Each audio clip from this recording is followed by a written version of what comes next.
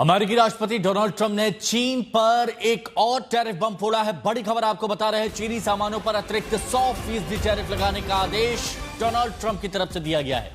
1 नवंबर से चीन के सभी सामानों पर टैरिफ लागू करने का ऐलान किया गया है।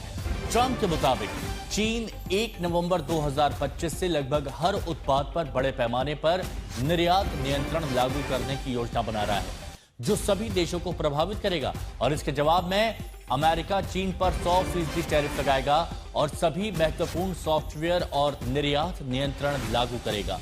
इसके अलावा ट्रंप ने APEC सम्मेलन में चीन की राष्ट्रपति शी जिनपिंग से अपनी मुलाकात को लेकर बड़ा बयान दिया, जिसमें उन्होंने कहा कि मुलाकात रद्द नहीं हुई है, लेकिन ये तय नहीं है कि मुलाकात होगी या नहीं। हालांकि वो यात्रा पर जरूर जाएंगे। प्रणव उपाध्याय हमारे सहयोगी हमारे साथ में जुड़ गए हैं। प्रणय, चीन पर टैरिफ बम अमेरिकी राष्ट्रपति डोनाल्ड ट्रंप की ओर से।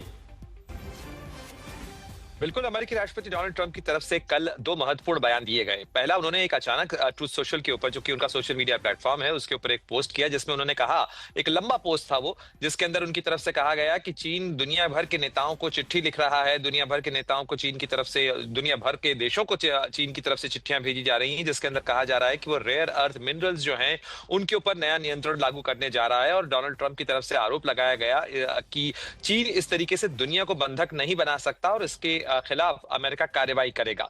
और इस पृष्ठभूमि के साथ ही उनका ये ऐलान सामने आया कि चीन के ऊपर वो 100% टैरिफ लगाने जा रहे हैं। साथ ही जो क्रिटिकल एक्सपोर्ट्स हैं सॉफ्टवेयर्स के हर तरह के, उसके ऊपर भी वो कार्रवाई करने जा रहे हैं। निश्चित रूप से इसका असर देखने को मिला है।